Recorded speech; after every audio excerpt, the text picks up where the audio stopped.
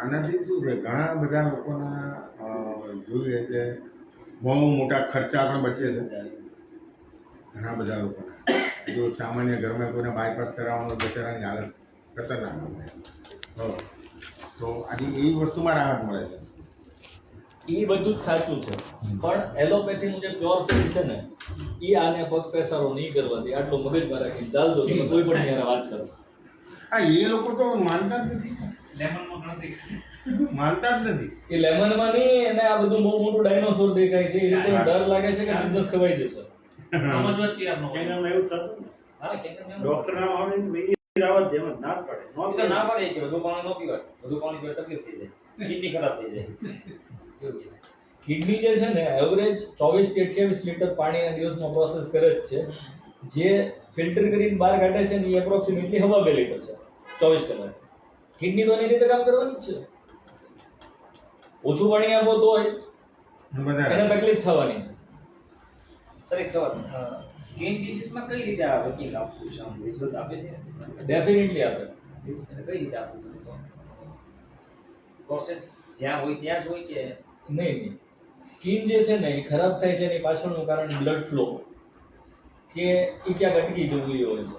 Okay, આ blood flow ને સાફ કરી નાખે. જો આરબીસી ની અંદરના ગ્લુકોઝને છૂટા પાડી દે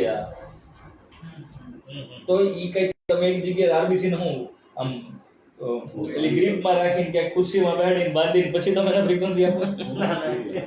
એના મતલબ તો કરી શકો છો એમ છે. એ વાત સાચી છે તમારી. હા, જો એ પણ તમે મારું કહેવાનું મતલબ કે કઈ રીતે આપવું પડે છે? બધા આજે સેલની ફ્રીક્વન્સી લખેલી જ ને. એ હેલ્ધીમાં જેવું થઈ ગયું છે.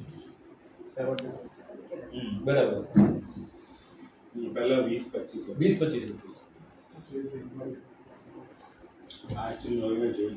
સર, આપણે કદાચ કોઈને વ્યક્તિ ડ્રિંક કરતા હોય, વ્યસન હોય, તો એને ઇફેક્ટ આમાં થતી છે ખરી કે મારે હવે આગળ જતા પીવું નથી કે એવું કશું થાય ખરું કે ડ્રિંક એ નર્વસ સિસ્ટમનો પ્રોબ્લેમ છે. બરાબર છે. એના એ ફિઝિયોલોજીકલ પ્રોબ્લેમ નથી, પણ એ પીવે કે ન પીવે એનાથી થતું નુકસાન છે ને એને આ ભરપાઈ કરે. પણ આ તમે આપો એટલે ગીતો બંધ થઈ જશે એવું નથી. તમારે એક કામ કરવાનું, યાની કે તું પીએ ને તારો ગ્લાસ ભરી દે, પછી એને 2 મિનિટ ચાર્જ કરવાનો. નશો થઈ એટલો ઝડપથી એને નસો ચડી જાય કે અમદાવાદની મીટિંગ હશે તો બધે અડધું કીધું. 4 ગ્લાસનું કામ 1 ગ્લાસ નથી. એટલો ઓછો છે. એટલો ઓછો જ હશે. ખર્ચો ઓછો થાય. ખર્ચો બચી ન જાય. માણસ બચી જાય. અને સર, આપણે જે એસઆઈવીની અમને સરે વાત કરી, બરાબર, તો એવા પેશન્ટ અમુક ઘણા બધા હોય છે, તો એને આમ સાવ હોવી જાય ખરું કે ઇમ્યુનિટી આમ સારી રહે એવું કાંઈ ખરું કે એ રિસ્ટોર થઈ શકે. હા, ને કેટલા ટાઈમ સુધી એને ટ્રીટમેન્ટ આપવી પડે કે એજ ઉપર કાંઈ એવું કાંઈ ન કહી શકાય. તમને લાગે કે એક બાઇક જે છે ને એ 1 બાય 1 ફૂટની સાઈઝનું છે, હવે એની અંદર રૂ ભર્યું છે કે લોખંડ ભર્યું છે એના આધારે ઉપાડ્યા પછી ખબર પડે. એના બોડીએ કેટલો કચરો એટલા ટાઈમમાં ભેગો કર્યો જ ને એ રિલેટિવ છે. આમાં પ્રોમિસ કોઈને કાંઈ ન કરે. અને બધાને બહુ વસ્તુ ક્લિયર કરો કે અમે આના મટાડી દઈશું, આનાથી આ થઈ જશે એવું ક્યાંય બોલો નહીં. એ તો હું કઈ કઈને થાકી ગયો. એ લોકો મેં બોલતા શીખવાડ્યું. સાંભળજો હવે આ સાંભળજો. એ લોકો મેં બોલતા શીખવાડ્યું. હું આવું કહું, હવે બોલું છું શું બોલું છું કે એક ભાઈને થેરાપી આપી તો એને માથું દુખવા મટી ગયો. હું તો મટાડો ગયેલો જ નહીં, પણ આ તો સેલ્સ ઉપર કામ કરે છે અને બ્લડ સર્ક્યુલેશનનું કામ કરે છે. સો આ મશીનનું આ કામ છે, પણ આ 2 કામ થતા થતા કોઈને સાંધા દુખવા બંધ થઈ ગયું, કોઈનું માથું દુખવા બંધ થઈ ગયું, કોઈનું પ્રેશર નોર્મલ થઈ ગયું, કોઈનું શુગર નોર્મલ થઈ ગયું. મેં કંઈ કર્યું નથી. આવું બોલો એટલે પેલો પૂછે તમારું આ થાય કે નહીં, કરી જુઓ, થઈ શકે છે. જો આ અત્યારે હર્ષદભાઈ જે કંઈ કીધું ને એની બહુ ટેકનિકલ ટર્મિનોલોજી. તમે વૈદ પાસે જશો તો એના નીચે બોટમ લાઇનઅપમાં લખેલું હશે દર્દીને થતો સુધારો કે વધારો કે સારવારમાં થતો ફાયદો એની તાસીર ઉપર આધાર રાખે. બરાબર, દરેક જગ્યાએ લખેલું હોય છે. અચ્છા, તમે કોઈ પણ ડાયગ્નોસિસ લેબોરેટરીમાં જાઓ એટલે clinical correlations please concern so and so doctor જે કાંઈ લખેલું એટલું લખેલું હોય છે, લેકિન એમાં ક્લિનિકલ કોરિલેશનશીપ છે ને એ પહેલો કીવર્ડ છે. આમાં આવું દેખાય છે પણ આ ખરેખર લક્ષણો સાથે મેચ થાય છે કે નહીં તમારે તમારા ડોક્ટરે નક્કી કરવાનું છે. હું આવું નથી કહેતો, અહીંયા આવું દેખાય છે. બેઠા જ છે. હા તમે બરાબર ને? બરાબર છે. હું કઈ ખોટું કહું છું? નહીં નહીં એટલે હું આવું સારું કરી દઈશ કે મશીન આવું સારું કરી દઈશ એવું કોઈ બોલવાનું નથી. અને એલોપેથીમાં લોર્ડ ડોક્ટર હોય ને બધા એ લોકોને કીધેલું છે, કાયદે એવું કીધું છે કે હું આ મટાડી દઉં એવું તમારે કોઈ નથી કહેવાનું. તો આપણે હું કેમ કહેવાનું? હું કામ કહેવું? અચ્છા એ તો બીજી એડવાન્સ લખાઈ નાખે સહીઓ. અરે સાહેબ, આપણે તો એટલા બધા વીર પુરુષો છે કે ડોક્ટર કીધું કે આમાં કઈ થાય એવું છે નહીં, તો કે તો હું બેઠો છું ને હવે મારું કામ શરૂ થાય છે. ડોક્ટરના કામ પૂરા થઈને અત્યારે મારા કામ શરૂ થાય છે એવું તો. એવા બોલવા આવે છે યાર. એટલે જો આમાં ક્યાંક છે ને હાઇપોથેટિકલી સાચા પણ હોઈ શકે, બરાબર છે. આજે એક ડોક્ટર છે એની કેપેસિટી ન હોય કે એ સ્વરપેટીની આસપાસ કેન્સરના ટ્યુમરોનું ઓપરેશન કરી શકે, બરાબર છે. ઘણી બધી જગ્યાએ અમુક પ્રકારના હરસ મસા પાઇપ ફિશર્સ આના ઓપરેશન કરવા પોસિબલ જ નથી હોતા. એવી કન્ડિશનમાં આ ફ્રીક્વન્સી અંદર જઈને એ કામ કરી નાખે જે ડોક્ટર ન કરી શકે, બરાબર છે. હવે માની લો કે એક નર્વની એક એન્ડ છે જે એકચ્યુઅલી ક્યાંક ને ક્યાંક એનલ એન્ડ ઉપર જોઈન્ટ છે અને અહીંયા એક્ઝેક્ટલી એના પૂંછડા ઉપર એ નર્વના એન્ડ ઉપર જ તે એક મસો થયેલો છે. હવે મસાને કટ કરવામાં સર્જરીમાં ઓલી નર્વ એન્ડ છે ને કટ થઈ જાય, એ કટ થઈ ગયું એટલે ઓલાના ટોયલેટ લાગી જેનો મેસેજ મગજ સુધી પહોંચતો જ નથી. હવે આ વસ્તુ જ્યારે રિપીટ થશે અમુક દિવસો સુધી બનશે ને એટલે પેશન્ટ કા આઈબીએસ ને કા આઈબીડી માં કન્વર્ટ થઈ જશે, કારણ કે એ ખાધે રાખે છે, સ્ટમક ની અંદરથી સ્ટૂલ બનીને રેક્ટમમાં જમાઈ થાય છે, પણ એ જમા થયું છે એનો મેસેજ જે છે એ મગજ સુધી પહોંચતો જ નથી. હવે એ હરસ મસલ જે છે એને આ ડિવાઇસથી તમે ફ્રીક્વન્સી આપો તો શક્ય છે કે એ જે મસો છે એ મટી જાય ને નર્વ એન્ડને કટ ન કરવું પડે. એટલે ડોક્ટરનું કામ પૂરું થઈ જાય, મશીનનું કામ શરૂ થઈ જાય. ટેકનિકલી ત્યાં સાચવી છે. એને ખબર નથી. આપણે ન વિચારવાનું છે પછી.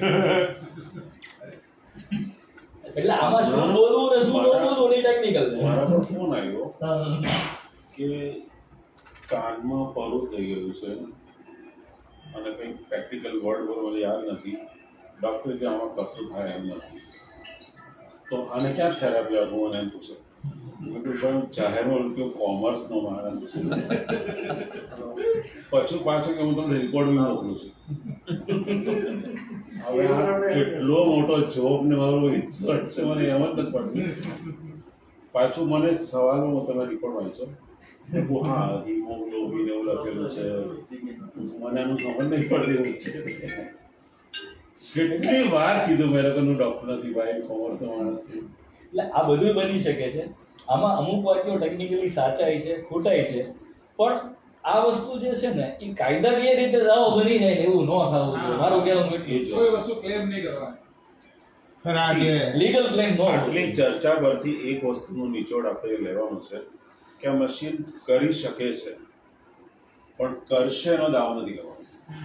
એટલે હું જે કહું છું ને એ બરાબર છે ને કે ભાઈ મને કોઈ કહે છે ભાઈ મને આ કિડનીનો પ્રોબ્લેમ છે, તમે ચેક કરી જુઓ, તમે 2 દિવસ વાપરી જુઓ, 3 દિવસ લઈ જાઓ, તમને મનમાં સમાધાન થાય તો લેજો. બાકી મેં તો જેને થેરાપી આપી તેને ઘણા દુખાવા ગયા, કોઈનું ડાયાબિટીસ ગયું, બરાબર. રૂપિયા કોઈના ગયા નથી અત્યાર સુધી. અમારી પાસે બેઠાને કોઈ આ ડોક્ટર નથી તો અમારી પાસે ગેરંટી નથી. ગેરંટી ડોક્ટરે નથી આપવાનો એને. એના હાથમાં કાંઈ ના બોલે. ડોક્ટર છે, હવે અમારે ત્યાં સુરતમાં છે ને એક ડોક્ટર છે સિવિલ હોસ્પિટલમાં, નામ અશ્વિનભાઈ નામ છે એનું.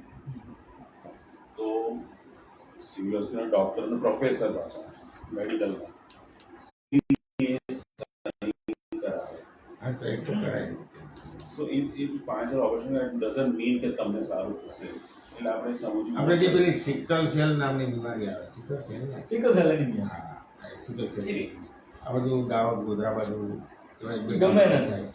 કુપોષણનો કેસ છે, એ ગમે ન થઈ શકે. હા. જનરલી નહીં, આટલા નામ છે આવા. આદિવાસી વિસ્તારમાં વધારે આદિવાસી વિસ્તારમાં વધારે છે જેનું કોઈ સોલ્યુશન જ નહીં મળતું. સોલ્યુશન છે પણ એ લાઇફસ્ટાઇલ રિલેટેડ છે. આ તમે કોકને એમ કહો કે ભાઈ તમે રોટલો નથી ખાવાનો, તો કે મારા બાપ દાદા ખાતા હોય, હું કેમ બંધ કરું? આ બધી જ વસ્તુના સોલ્યુશન છે. પણ રોગ કેવી રીતે આપણા શરીરમાં લાવવો ને એનું જે આમંત્રણ કાર્ડ છે ને આપણે જ લખીએ છીએ. ફેક્ટ છે, દરેક વસ્તુનું સોલ્યુશન છે. કેમ કે એમાં આપણે આ થેરાપીથી રિકવરી તો થઈ હતી, રિકવરી આવી હતી, પછી એ લોકો લાઈફસ્ટાઈલ નહીં છોડે તો પાછું તાનું ત્યાં તો સાહેબ નાના બાળકો તો મોટા મોટા થઈ જાય એટલે જો તમારી પાસે ટેબ્લેટ 500 mg ની હોય, હા. થાળી જે ખાતો હોય 1.5 કિલો ની હોય, એમાં તો ફૂડ વર્સિસ ડ્રગ એની એક સીધી કોમ્પિટિશન છે. મતલબ એને જીનેટિક બીમારી કહેવાય? નહીં, જીનેટિક નથી. Lifestyle lifestyle. એટલે ખાધા ખોરાકી તમે ચેન્જ કરો લાઈફસ્ટાઈલ ડિસીઝ પર અસર આખા આપે ગામમાં કેમ હોય એમ?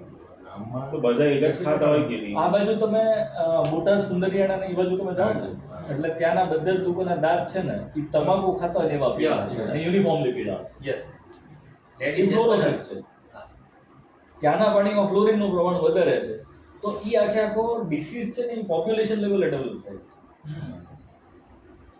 સ્કર્વી ને બેરી આ ટાઈપના રોગ છે એ આસામ ને બંગાળના કિનારાના કોસ્ટલ એરિયામાં વધારે છે. તો એ લોકો મોટા ભાગે ફિશ ઉપર જ નમતા હોય છે. એની ગામડામાં ખારા પાણીનો પ્રોબ્લેમ ખરો ને ક્ષારનો problem વધારે. ક્ષાર વધારે ને એટલે એને લગતા કંઈક હશે અહીંયા. એટલે જ્યારે તમે એક પર્ટિક્યુલર એરિયામાં જોયો છો તો ત્યાં તમારી ઇકોલોજીકલ લાઇફસ્ટાઇલ સેમ થઈ જાય છે, ત્યાંનું વાતાવરણ એક પ્રકારનું થઈ જાય છે, ભાઈ તમે અને એના આધારિત રોગો છે નવા. બને છે. બાર વરસાદ આવે છે ને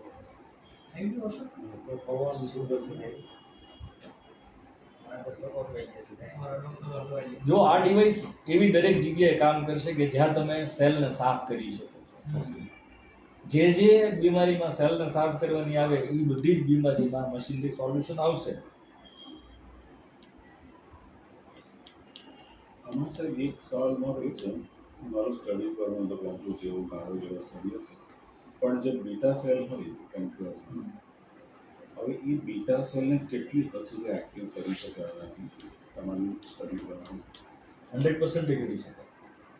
હવે બીટા સેલ તો ડેડ પણ થઈ ગયા હોય એવું બી હોય અંદર, એ તો આપણે એની ટોક્સિસિટી બહાર કાઢી નાખો તમે અને રિજુવિનેટ કરી શકો. ડેડ થવાનું જે આખી લોજિક છે ને એ આલ્કલાઇન બંધ છે. ઓક્સિજનેશન પ્રોપરલી નથી ત્યાં થતું એવી એક રીઝન નહીં, એને ઓક્સિજન લેવલ લેવલ નહીં. ઓકે, સો એ ટોક્સિસિટી છે એ નીકળે તો જે ડેડ આ મેડિકલમાં બધા મને આવું કહેતા હોય છે કે આ ડેડ સેલ છે, તો એ ડેડ સેલ રિવાઇવ થઈ શકે છે એવું તમે કહો છો? જો લીવરમાં જે સિરોસિસ કહેવાય છે ને, સેરોઝ એટલે લેટિનમાં પથ્થર, લેટિન ભાષામાં પથ્થરને સેરોઝ કહેવાય. સેરોસિસ એટલે પથ્થર બનવાની પ્રક્રિયા જે છે ને સિરોસિસ. એટલે લીવરના સેલમાં જે ફેટ ભરાય છે એ પથ્થર જેવી કડક થઈ જાય. એની જે ફિઝિયોલોજી છે એને સિરોસિસ કહેવાય છે. હવે એ જ વસ્તુ લીવર જે છે એમાં લીવર બાઇલ જ્યુસ બને છે, એ પહેલા ગોલ બ્લેડરમાં જાય છે, ત્યાં ઠીક થાય છે, અને ભૂખ લાગે ને ત્યારે તમે કંઈક સ્ટમક સુધી કંઈક પહોંચે એટલે સિગ્નલ એક બ્રેઇનને જાય છે અને એક ગોલ બ્લેડરમાં જાય એટલે ભોંપુની જેમ વાગે એટલે ઉપર રસ છે બહાર નીકળે, બાઇલ જ્યુસ છે, ઠીક હોય 10 times મોર. એ આમથી ઉપર ચડીને બહાર આવશે, પેન્ક્રિયાસની અંદર એન્ટર થશે. પેન્ક્રિયાસમાં પેન્ક્રિયાટિક જ્યુસ પ્લસ બાઇલ જ્યુસ જે આવે છે એ બંનેનું કોમન ઓપનિંગ છે, એ ઇન્ટેસ્ટાઇનમાં ઓપન થાય છે. હવે માની લો કે ઇન્ટેસ્ટાઇનમાં કબજિયાત પડી છે ને તો ઉપરથી આવતો આખો ફ્લો છે ને એ પેન્ક્રિયાસમાં ઉપર ચડશે અને એની પીએચ હોય છે 6.9. 6.9 ની પીએચ છે એ આલ્ફા બીટા ગામા સેલના જે આઇલેન્ડ્સ છે, લેંગરાન્સ આઇલેન્ડ કહેવાય, ત્યાં સુધી પહોંચે એટલે આલ્કલાઇનિટી 6.9 પીએચ એટલે એ પ્યોરલી આલ્કલાઇન જ્યુસ છે, એને કારણે ચિકાસથી એ સેલ મળી જાય છે. હવે એ ચિકાસને જો તમે એક વખત સાફ કરીને ક્લીન કરી દો તો ઈ સેલ છે પોતાની રીતે સાજા થવાના. એટલે ચાન્સીસ બહુ હાયર છે. શું કામ આવ્યા છે એ મેં તમને સમજાવ્યું.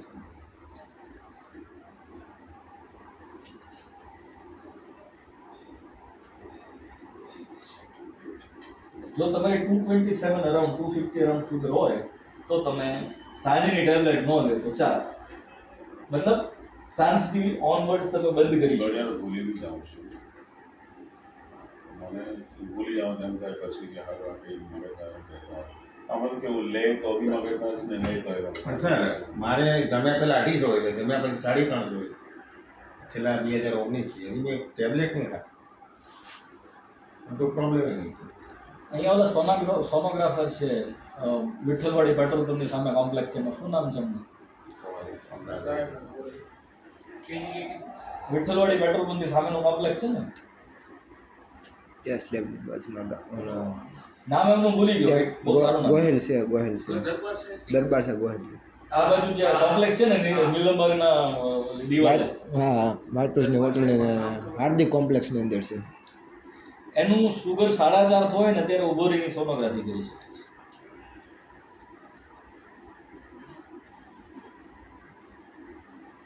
એને 450 સુગર ન હોય ને તો એ ઊભો ન થઈ શકે. વિરાણી કહું મને આટલા ટાઈમ વિરાણી વિરાણી વિરાણી પુલકિત વિરાણી, વિરાણી પુલકિત વિરાણી. આ લોકોના 250 ડાયાબિટીસ હોતા તો શું થઈ જાય? એટલે ડિપેન્ડ કરે તમારી મેન્ટલ. હા હું એવું માનું છું. સાયન્ટિફિકલી એક મતલબ એક વર્ડ છે હોમિયોસ્ટાસિસ, એટલે કે તમારું એક યુનિક બોડીનું સંતુલનની જે પ્રક્રિયા છે ને, તમારું બોડી જે છે ને નોર્મલ ક્યારે હોય તો આટલી શુગર હોય ત્યારે તમારું બોડી નોર્મલ હોય. જો શુગર ઘટે તમારી તો તમારું બોડી છે ને એને લેથર્જી ફીલ થાય. હવે તમે રાત્રે સૂતા હો, સવારે ઉઠો ને, એ તમે ઉઠવાના ટાઈમ પહેલા અડધી કલાક પહેલા તમારી શુગર ઊંઘમાં મેજરમેન્ટ માટે સેમ્પલ લઈ લો અને ઉઠ્યા પછી સેમ્પલ લો તો બંનેમાં ઉઠ્યા પછીનું સેમ્પલ છે ને એમાં તમારી શુગર હાઈ આવે. લીવર એને આપે એવું છે ને એટલે બોડીને તમારું હોમિયોસ્ટાસિસ શું છે ને એનું રીડિંગ હાઇપોથેલેમસમાં પડ્યું છે. એને ખબર છે કે આટલી શુગર હોય ને તો જ આનું આને મજા આવશે. બીપી મારું રેગ્યુલર 170 180 છે રેગ્યુલર, અત્યારે માપો 170 80 છે. તમારી એજ પ્લસ 120 એડ કરો ને એ તમારું રેગ્યુલર બ્લડ પ્રેશર હોય. એજ પ્લસ એજ પ્લસ 120. 120 તો વાંધો ના આવે. 170 હા, આ શું કામ હું તમને કહું કે તમે જેમ નાનપણથી મોટા થતા જાવ ને એમ તમે કેટલા કચરાની ડિપોઝિટ તમારા લીવરમાં સાચવી છે ને એના આધારે તમારું બ્લડ પ્રેશર છે એ લીવર મેન્ટેન કરશે. એ જ લીવર ની હોય, બાકી બોડી બધું જ નકામી ચીજ છે. આ કોસ્મેટિક મેડિકલ વાળાની છે, મેડિકલ એસોસિએશન. મિથ છે આ દવાઓ એવું કેવું તમે એ જ સમજો. ના, તો આના બધાનો શુગર પ્રેશરમાં તો એવું મને લાગે છે કે આ તો મિથ જ છે. બધું જ મિક્સ છે. સર તમે જ કહો છો કે તમે જે તમારા સેલને જે કમાન્ડ આપશો, જે વિચાર આપશો એ વાત અરે ભાઈ એ અલગ પહેલા વસ્તુ છે. કઈ અલગ મને નહીં લાગતી અમારા. તો આ બધાનો નિચોડ આપણે કાઢીએ. ફિઝિયોલોજી છે ને આખી વસ્તુ અલગ છે. તમે સાયકોલોજી અને ફિઝિયોલોજીનું છે કોમ્બિનેશન. જો તમે તમારી ફિઝિયોલોજી કરેક્ટ કરો ને તો સાયકોલોજી કરેક્ટ થાય. તો ફિઝિયોલોજી કરેક્ટ કરતા બી આવડવું જોઈએ. એટલે હું ત્યાં તો મારો અનુભવ તમારે એટલું છે છતાં મેં આ સુધી ટેબ્લેટ નહીં લીધી. Your physiology mind your psychology. કોઈ પણ પેશન્ટ છે ને એ પેશન્ટ બને ને એ પહેલા એની માનસિકતા પેશન્ટ નહીં બને હા હું એ જ કહું. ને પછી એ માનસિકતાને આધારે એના શરીરમાં એ વસ્તુ એ એન્ટર થાય છે. અધર સાઈડ જ્યારે તમે રિકવરી ફેઝમાં એટલે કે તમારી ટ્રીટમેન્ટ ફેઝમાં છો ત્યારે પહેલા ફિઝિયોલોજી કરેક્ટ થાય છે, જે તમે કહી રહ્યા છો. ફિઝિયોલોજી કરેક્ટ થાય છે પછી સાયકોલોજી કરેક્ટ થાય છે, પછી આખી સાયકોલોજી તમારી બદલાય છે. તમારા પગમાં દુખાવો હોય, તમને દુખાવો થતો બંધ થાય ને તો તમે દોડી શકવાના છો. તમે દોડતા થાકી ગયા છો ફીલ થાય ને પછી તમે એક વખત બેહવાનું ખબર પડે કે આ થાક લાગ્યો છે તો પહેલા તમારી થાકવાની સાયકોલોજી પહેલા એન્ટર થાય છે. આવે છે આ વાતમાં તમને? ભૂખ જે છે છો ને તે આ વસ્તુનું ક્રિએટ હોય છે. ભૂખ છે એની બે ફેઝ છે. એક છે એને કહેવાય છે સિફિલિક ફેઝ એટલે કે મસ્તિષ્ક અવસ્થા. સિફેલોન એટલે લેટિનમાં માથું, હેડ. સિફિલિક ફેઝ એટલે મસ્તિષ્ક અવસ્થા. એ તમને ભૂખ લાગ્યા પહેલાની અવસ્થા છે અને જ્યારે બોડીમાં ગેસ્ટ્રિન અને HCl બંને રિલીઝ થાય ત્યારે તમારી ડાયજેસ્ટિવ ફેઝ સ્ટાર્ટ થાય છે. ને એના આધારે ઓલો કૂતરાને રીંગ વગાડીને બેલ વગાડીને રોટલી ખવડાવવાનો એક્સપેરિમેન્ટ છે ને એ ડિઝાઇન થયો છે, એ કન્ડિશનિંગ છે. બેલ વગાડો એટલે એની મસ્તિષ્ક અવસ્થા છે ને એ એન્ટર થઈ જાય મારા થોડી વારમાં ખાવાનું છે, મને થોડી વારમાં ક્રિએટ કરી નાખે હા. પછી ને પછી બને એવું મહિના પછી તમે બે મારો એક ટાઈમ અને ગેસ્ટ્રિન ને એસી લેટર ટાઈમ રિલીઝ થાય મને ભૂખ લાગી ગઈ નક્કી કરી લીધું ફાઇનલ દેજો આ બે ભાગો છે. Psychology combination. એ બધું ક્લાસિકલ કન્ડિશનિંગ માં આવે છે. ઓકે તો આપણે આટલી બધી ચર્ચાઓ કરી એમાં આપણને ખબર પડી કે સૌથી વધારે આપણે કઈ હેલ્ધી રાખવું હોય તો આપણું લીવર રાખવું. હા એ જ ખાલી લીવર ની જો હા તો બાકી બધું કોસ્મેટિક્સ રાઈટ. તો લીવરને હેલ્ધી રાખવાના ઉપાય શું? મશીન લેવું આ તમને બીજું તમને એક માહિતી આપું છું. આપણી કંપનીએ એક ચ્યુએબલ બનાવી છે. આ ચ્યુએબલ બને છે કરચલા કેવું એ લોકો બોલે છે. હા પેલું કયું કન્ટ્રી છે થાઈલેન્ડ? મલેશિયાની નજીક હા, છે. મલેશિયા. વિયેતનામ. વિયેતનામમાં આખા પોન્ડ્સ એ લોકોએ હાયર કર્યા છે. કરંટલા બનાવવાનું. કરચલા બનાવ્યા. તો એ 100 કરચલાનો ક્રશ જે આવે ને એમાંથી અર્ક બનાવે અને એ 100 કરચલાના અર્કમાંથી એક ચ્યુએબલ બને અને એવી 100 ચ્યુએબલની કોન્ચિન અને કોન્ચિયોલિન હોય છે. એવી 100 ચ્યુએબલની બોટલ આપણી કંપનીએ લોન્ચ કરી છે. મલેશિયામાં લોન્ચ થઈ ગઈ હા છે. થઈ ગઈ ઇન્ડિયન રૂપીસમાં 12 ગોલ્ડ થી કે હું 15,000 ગોલ્ડ રૂપિયા. નામ છે. ગોલ્ડ થી નામ છે કઈ હા એ જનકભાઈ એમ કહે છે તમારું કમ્પ્લીટલી લીવર હેલ્થ પર છે. અને એ લોકો એવું અમને આમ તો કંઈ ખબર નહીં પડવાનું એ લોકો ટ્રેનિંગમાં કીધેલું કે આપણી બોડીનું એકમાત્ર અંગ લીવર એવું છે કે જે માંદું હજુ પડે તમને જાણ થવા જ નહીં દેશે અને જે દિવસે જાણ થઈ ગઈ ત્યારે તમે ઉઠો. છેલ્લા સ્ટેજમાં જોઈશું. એટલે આ હું તમને હજી આની કરતા સિમ્પલ એક મેજરમેન્ટની પ્રોસેસ આપું કે એવરેજ બાળક છે એ ખાતું થાય 2-3 વર્ષની એજમાં બરાબર લગભગ 35 વર્ષે એના વાળ ધોળા થવાની શરૂઆત થાય હા. એ 35 વર્ષ સુધી જે કચરો ભરાણો ને એના આધારે એના વાળ ધોળા થાય છે. 35 વર્ષ સુધી લીવર જાણ નથી થવા દેતી એ બીમાર છે બરાબર. અને એસજીપીટી એસજીઓટી એ અગેન મેં તમને કીધું HbA1c ની જેમ એક હાઇપોથેટિકલ મેડિકલ છે. એનાથી લીવર નોર્મલ કન્ડિશનમાં નથી એટલું જ સમજાય છે પણ લીવરની એફિશિયન્સી નથી સમજાતી. પણ જો લીવરની એફિશિયન્સી સમજવી છે તમારે તો તમારે ટેક્ટિનિયમ ટુ કોબાલ્ટ એટલે TC99 કરીને ટેસ્ટ આવે છે એ કરાવવો પડે અને એમાં ટેક્ટિનિયમને કેટલા કલાકમાં એ અડધી ક્વોન્ટિટીમાં કન્વર્ટ કરે છે કોબાલ્ટમાં એના આધારે એનો હાફ લાઈફ નક્કી થાય પછી ખબર પડે કે તમારા લીવરની એફિશિયન્સી કેટલી. પણ જો સાવ સિમ્પલી એક જ વસ્તુ હું તમને કહું કે આ મશીનને 1 કલાક લીવર ઉપર લ્યો 3 મહિના લ્યો એટલે તમારું લીવર નવું બની ગયું સમજવાનું. આપણે દરેક વ્યક્તિને એ સલાહ આપવી જોઈએ કે તમારા શરીરનું સૌથી વધારે ઇમ્પોર્ટન્ટ અંગ જે છે એ લીવર છે. આ ડિવાઇસ તમારે અડધોથી 1 કલાક તમારા લીવર ઉપર આપવું જરૂર. સાવ સિમ્પલ સાદો હોય, 1 કલાક પેટ ઉપર લ્યો પૂરું થયું. સાજો હોય કે માંદો હોય એને આ લીવર ઉપર રોજ ફેરવાની સલાહ તો આપી દો. આમ તો મિલિયન પોઈન્ટ પર 2 મિનિટ આપણે કવર કરીએ છીએ. 2 મિનિટ મુખ્ય છે પણ આમાં કેવું છે જ્યારે તમે આ ફ્રીક્વન્સી લ્યો છો ને ત્યારે જે એરિયામાં તમે લ્યો છો એટલા એરિયાના સેલ મેમ્બ્રેન છે ને એને ટેમ્પરરીલી એનું સ્ટ્રક્ચર બદલે છે ને એને પરમિએબિલિટી એટલે જે ટોક્સિસિટી અંદર પડી છે ને બહાર કાઢવાની પ્રોસેસને એટલા ટાઈમ માટે બદલે છે અને ત્યાર પછી 9 થી 11 મિનિટ સુધી એ પ્રોસેસને ચાલુ રાખે છે જ્યારે તમે ફ્રીક્વન્સી દેવાની બંધ કરી દો. હવે આ ફ્રીક્વન્સી કેટલા ટાઈમે કેટલી દેવી એ તો અંદરના કચરા ઉપર ડિપેન્ડ કરે છે એટલે આપણે આ જે 2 મિનિટ નક્કી કર્યું છે ને એ તમે એક એવરેજ જનરલાઇઝ કર્યું છે. It is not perfect dose. ચલો હવે મને છે ને એક જ વિચાર આવે છે કે હું હમણાં જ થેરાપી લઉં. બીજું કઈ વિચાર સર હવે લેડીઝ હોય એમને 4 કે 5 પ્રેગ્નન્સી થઈ ગઈ હોય એના પછી AMH હાવ ઘટી જાય છે કે પછી લેડીઝ પ્રેગ્નેન્ટ ન થઈ શકે એનું કારણ એવું તો કઈ છે નહીં. આ એક ક્વેશ્ચન છે એને AMH 0. સમથિંગ આવે છે એટલે ઘણા ડૉક્ટરને બતાવ્યું તો ડૉક્ટરે એવું કીધું કે હવે શક્યતા નહીં તમારે પ્રેગ્નેન્ટ થવાની. એ ક્યાં છે? તમે રિપોર્ટ નહીં મોકલજો હું કંઈક જોઈને તો બાકી આવું હોય નહીં. એની ઉંમર 30 વર્ષની આજુ છે. કોની તકલીફ? મારા ભાભી રિપોર્ટ મોકલ્યા હતા ને આમાં એવું છે કે જો મેનોપોઝ ન હોય ને તો 70-75 વર્ષે કોઈ પણ લેડી પ્રેગ્નેન્ટ થઈ શકે. 6 વાગે છે એની સિવાય પ્રેગ્નન્ટ થયા પછી યુટેરસની વોલ અને એમ્બ્રિયોને ચોંટાડી રાખે ઈ હોર્મોન જે છે એની ફીડબેક સિસ્ટમ ડેમેજ થઈ હોય તો પછી ઈ એમ્બ્રિયો ડ્રોપ થયા કરે ઈ એક અલગ અવસ્થા. બધું જ છે ને એન્ડોક્રાઇનલ ફીડબેક સાયકલ ઉપર છે. લીવર પછીની જો બીજી કોઈ મહત્વની સિસ્ટમ હોય ને તો એન્ડોક્રાઇન સિસ્ટમ. ને દરેક હોર્મોન છે ને એની મેજરમેન્ટ અને ફીડબેક સિસ્ટમ જે લીવરમાં છે.